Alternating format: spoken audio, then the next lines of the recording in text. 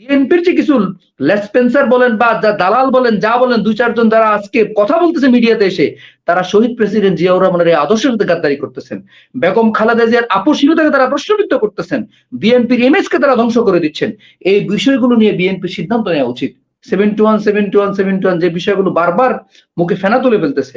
একটা বিষয় বিএনপিকে বুঝতে হবে, বাংলাদেশে আগামীর ভবিষ্যৎ সেটি হচ্ছে ভোটের রাজনীতির ভবিষ্যৎ আসবে।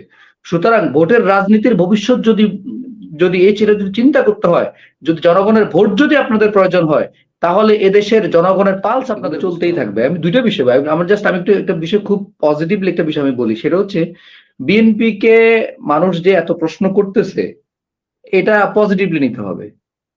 কেন? কারণ বিএনপি কে মানুষ ভালোবাসে বিধায় কিন্তু তারা প্রশ্নগুলো করে, এটা বিএনপি কে বুঝতে হবে।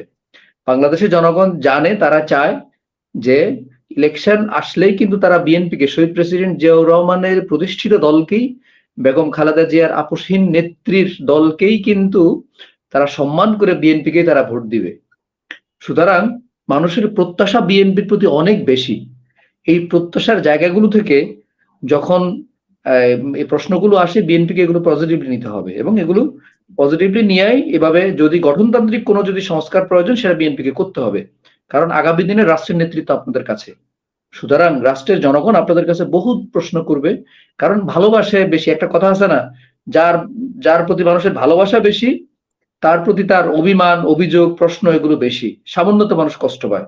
সুতরাং আপনাদের এই ছোট্ট বা বিচ্ছিন্নমূলক যে ধরনের ঘটনা বা যে ধরনের বক্তব্য আপনাদের ভিতরে বিচ্ছিন্ন বিএনপি নামদারি যে ধরনের চাটুকার দালাল বিভিন্ন কথা বলতেছে, হারুনের মতো, তারপরে হচ্ছে আপনার এই যে ফজলুর রহমানের মতো, এরপরে হচ্ছে আপনার এই আরো কি আছে, আরো দু একজন আছেন যারা বেসিক্যালি গত 16 বছরের এই নির্যাতন, এই নিষ্পেষণের সময় যাদের চেহারা দেখা যায় নাই, যারা শেখ হাসিনা থেকে যারা প্লট বরাদ্দ নিয়েছে, যারা বিএনপির দলীয় সিদ্ধান্তকে বৃদ্ধাঙ্গুলি দেখিয়ে যারা পার্লামেন্টে গিয়েছে, এই ধরনের লোকগুলো যখন বিএনপির এই নামটাকে ব্যানার ইউজ করে যখন তারা নতুন করে এখন কথা বলে বা নতুন করে জনবিদ্বেষীমূলক কথা বলবে, জনগণ এগুলো নিবে না।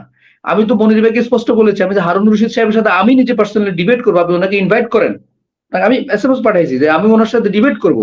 উনি 71 এর ইস্যু নিয়ে এবং যে ট্রাইব্যুনালের বিষয় নিয়ে যে কথাগুলো উনি বলেছেন, বিচারের যে কথাগুলো বলেছেন, ওটা নিয়ে আমি এখনো চ্যালেঞ্জ জানাচ্ছি, উনি যদি আমার কথা যদি শুনেন, ওনার সাথে আমি 1-to-1 ডিবেট করব যে শহীদ জিয়ার আদর্শের অস্তিত্ব কি ছিল, আর আপনি যে বক্তব্যগুলো দিচ্ছেন, আপনারা যে কাজগুলো এখন করতেছেন, আপনাদের বক্তব্যের সাথে শহীদ জিয়ার আদর্শের কতটুকু তফাৎ আছে। এ কথা 71 আমি ওনার সাথে ডিবেট করব। 71 যে বিষয়গুলো বারবার মুখে ফেনা তুলে ফেলতেছে। একটা বিষয় বিএনপিকে বুঝতে হবে, বাংলাদেশে আগামীর ভবিষ্যৎ সেটি হচ্ছে ভোটের রাজনীতির ভবিষ্যৎ আসবে। সুতরাং ভোটের রাজনীতির ভবিষ্যৎ যদি যদি এই ছেলে যদি চিন্তা করতে হয়, যদি জনগণের ভোট যদি আপনাদের প্রয়োজন হয়, তাহলে এদেশের জনগণের পালস আপনাদের বুঝতে হবে।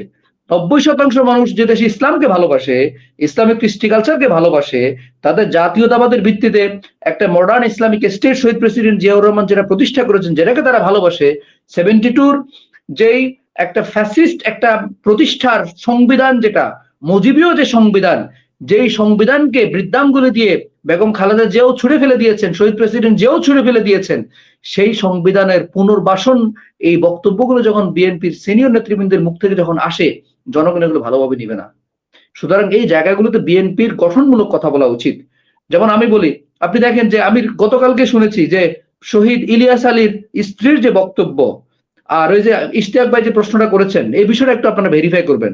যে আপনি দেখেন যে শহীদ ইলিয়াস আলীর মতো লোকজন এভাবে গুম হয়ে যাওয়া, এত হেভিওয়েট একজন লিডার, তার স্ত্রী যে বক্তব্যগুলো বলেছেন যে আজকে আপনারা গত 16 বছর আপনাদেরকে দেখা যায় নাই, সামনের সারিতে আপনারা এসে বসতে চাচ্ছেন, আপনারা ফ্যাসিস্টের দোসরদের সাথে একসাথে বসে রাজনীতি করেছেন, আপনাদের ব্যবসা প্রতিষ্ঠান আপনারা টিকিয়েছেন, আপনাদের যত সুযোগ সুবিধা নেওয়ার দরকার সেগুলো ভাগাভাগির করে আপনারা খেয়েছেন। এখন আপনারা বিএনপি যখন 5 আগস্টের পর এখন বিএনপি যখন একটা পাওয়ার আসার সম্ভাবনা আছে, এখন আপনারা সামনের সারিতে আসার চেষ্টা করতেছেন, এটা হতে দেওয়া যাবে না। এই কথাগুলো বিএনপির সকল নেতৃবৃন্দের বলা উচিত। তাদের আশেপাশে যে দালালগুলো আছে, দালালগুলোকে বহিষ্কার করা উচিত। এটা যদি সংস্কার, এটা যদি দলীয়গতভাবে যদি এই সংস্কার যদি না করে, বিএনপি কিন্তু জনগণের মন থেকে আস্তে আস্তে কিন্তু দূরে চলে যাবে। আমরা চাই না, কারণ আপনি একটা জিনিস খুব স্পষ্ট দেখবেন, বেগম খালেদা জিয়া যখন সেনা অফিসারদের প্রোগ্রামে উনি যেভাবে সম্মানিত হয়েছেন, এটা বুঝতে হবে এদেশের জনগণ বেগম খালেদা জিয়াকে কিভাবে তারা চিন্তা করে।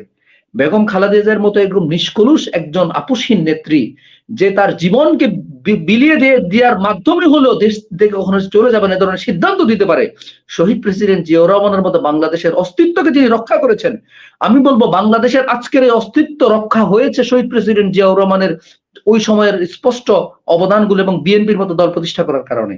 উনি যদি ওই সময় যদি বহুদলীয় গণতন্ত্র যদি প্রতিষ্ঠা না করতেন, তাহলে বাংলাদেশ আজকে বহু আগে বাংলাদেশ ভারতের কাছে আরো, আমরা যতটুকু না পেয়েছি, আরো বহুত ক্ষতি বাংলাদেশের হয়ে যেত।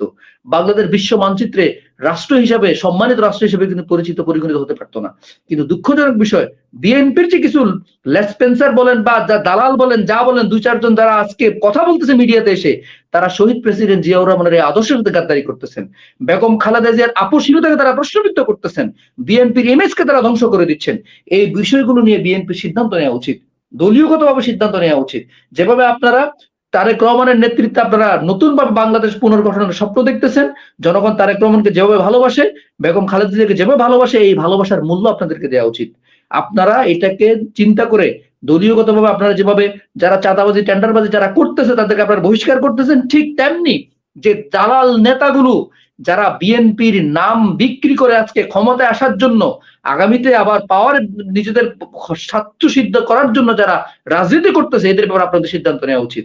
আপনারা যদি ভিকটিম পার্সন গুলোকে যদি, যারা জুলুমের শিকার হয়েছে, তাদেরকে যদি পুনর্বাসন না করেন, তাহলে জনগণের ভালোভাবে নিবে না, আপনাদের কর্মীরাও সেটা ভালোভাবে নিবে না। সুতরাং এই বিষয়গুলো খুবই জরুরি আমাদের জন্য, সেম প্রত্যেকটা রাজনৈতিক দলের ক্ষেত্রে। আমি একটা বিষয়, আমার ইব্রাহিম বেগ আমি খুব ভালোবাসি, উনি ভালো কথা বলেন। আমি ওনাকে একটা বিষয় ওনাকে আমি বলবো যে আপনারা সিনসিয়ার রাজনীতি যারা করেন, যে আপনারা অন্তত দলকে এই মুহূর্তে এই ধরনের বিচ্ছিন্ন বিক্ষিপ্ত কথা যারা বলতেছে তাদের ব্যাপারে যদি সিদ্ধান্ত না নেন, আপনারা জনবিচ্ছিন্ন হয়ে যাবেন। দলকে আপনারা পরামর্শ দেন, তারেক রহমান যেভাবে সিদ্ধান্ত দিচ্ছেন এভাবে আলোকে আপনারা দলকে পরিচালনা করেন। এই মানুষগুলোর ব্যাপারে আপনারা অন্তত একটু কথা বলেন। কারণ আপনি বুঝতে হবে, যারা এই সমস্ত বাংলাদেশের 90% মানুষ যেটাকে চায়, পছন্দ করে, এটার বিদ্বেষী কথা যারা বলে, তার মানে হচ্ছে এরা বিএনপিকে এর আগে তারা ইউজ করে যেভাবে ক্ষমতায় ছিল, ঠিক বিএনপির নেম প্লেটকে তারা ক্ষমতায় আছে। আমি আরেকটা কথা একটু ক্লিয়ারলি বলি, আপনাকে বলি, আজকে এই মানুষগুলোকে শুধু দেখেন, আপনি বিএনপির প্রতীক ছাড়া এদেরকে আপনি দাঁড় করান, একটা ভোটও এরা পাবে না। ধানের শীষ is the brand of Bangladesh, এটা রিলেশনটা হচ্ছে বাংলাদেশের অস্তিত্বের সাথে। সুতরাং এই ভ্যালুটা বোঝা উচিত, এই ভ্যালুটা কিভাবে প্রটেক্ট করতে হয়, সেই প্রটেক্ট কিন্তু আপনাদের নেতৃত্ব যারা, আপনাদের সেটা করতে হবে। এটা হচ্ছে খুবই জরুরি।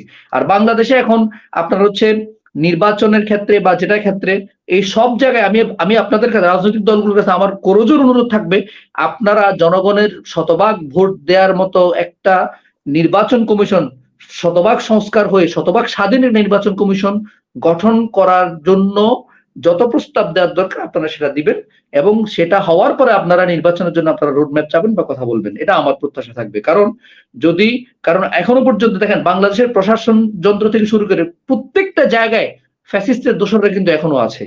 এদের হাত দিয়ে আপনি বাংলাদেশের সুষ্ঠু নির্বাচন আপনি প্রত্যাশা করতে পারেন না। যদি এদের হাত দিয়ে যদি নির্বাচনে যান, ঠিক আপনার হচ্ছে একটা কথা আছে না, যে লাউ সেই কদু, আগের সেটাই হবে। বাংলাদেশের ভাগ্য উন্নয়ন হবে না, বাংলাদেশের ভাগ্য পরিবর্তন হবে না, দেশের জনগণের ভাগ্য পরিবর্তন হবে না। সুতরাং এই নির্বাচন কমিশনটা খুবই গুরুত্বপূর্ণ, এবং প্রশাসন এই দুটো বিষয় পুরোপুরি সংস্কার করার জন্য যত প্রস্তাব দরকার, আমরা আশা করব আপনারা সেই প্রস্তাবটা আপনারা দিবেন।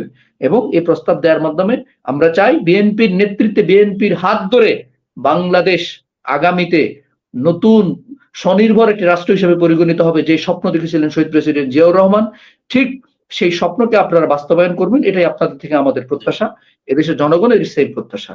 জি, ধন্যবাদ সবাইকে। আসসালামু আলাইকুম।